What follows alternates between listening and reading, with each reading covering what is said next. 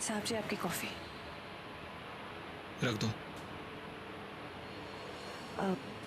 साहब जी मैं जानती हूँ आप मानवी भाभी से बहुत प्यार करते हैं, उनकी हर एक छोटी चीज़ से आपकी यादें जुड़ी हैं, इसलिए समझ में ही नहीं आ रहा कि कैसे कहूँ। क्या हुआ? वो मानवी भाभी के बाबा का फ़ोन आया था। वो कह रहे थे कि उन्हें मानवी भाभी की हर एक चीज़ वापस चाहिए, मतलब उनके कपड़े, गहने, सब चीज़ें। यहाँ तक कि वो तो ये भी कह रहे थे कि उन्होंने यहाँ रहते जो चीज़ें खरीदी थी वो सब भी वापस चाहिए, क्योंकि उनके हिसाब से उन सब पर मानवी भाभी का हक बनता है। मुझे तो समझ में ही नहीं आ रहा है ऐसे वक्त पे कोई कैसे पैसों की बात कर सकता है। मतलब उनके बेटे की जान गई है और वो ये हिसाब किताब में लगे। और वैसे भी ना मानवी भाभी के बाबा को बिल्कुल बात करने की तमीज़ नहीं। साहब जी वो तो बड़े साहब जी के साथ इतनी बदतमीजी से बात कर रहे थे, उन्हें भला बुरा बोल रहे थे। मैं तो दंग ही रह गई ये सुनकर कि अपनी बेटी के ससुराल वालों से वो ऐसे बात कर, यहाँ तक कि लोग। संध्या, मत भूलो कि जिसके बारे में तुम बात कर रही हो वो मेरे ससुर जी हैं।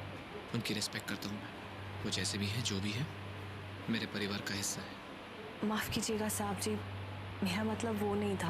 मेरा कहने का मतलब था कि एक हादसा इंसान की सोचने समझने की शक्ति को बदल देता है। मुझे ही देख लीजिए, पति की मौत के बाद मेरा भी कुछ ऐसा ही हाल था।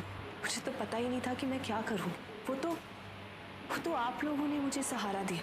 आप लोग नहीं होते तो पता नहीं मैं क्या करती। लेकिन देखिए ना, मैं भी कितनी मनहूस हूँ। इस घर में कदम रखते ही आप लोगों की खुशियां भी छिन गई। देखो कैसी बातें कर रही हो तुम। प्लीज ऐसे मत सोचो। तुम यहाँ पे जो हो रहा है उसके साथ तुम्हारा कोई कनेक्शन नहीं है। तुम एज इट इज़ बहुत कुछ झेल चुकी हो और तुमने जो गवाया उसके सामने हम लोगों ने कुछ नहीं गवाया। Okay, I am sorry. मैं थोड़ा सा भड़क गया तुम पे, मेरी गलती है। तुम टेंशन मत लो। मैं देख लूँगा।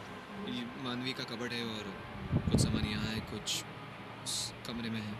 मॉम को पूछ लेना, उसके बैग्स भरवा देना और ड्राइवर के हाथ भिजवा देना।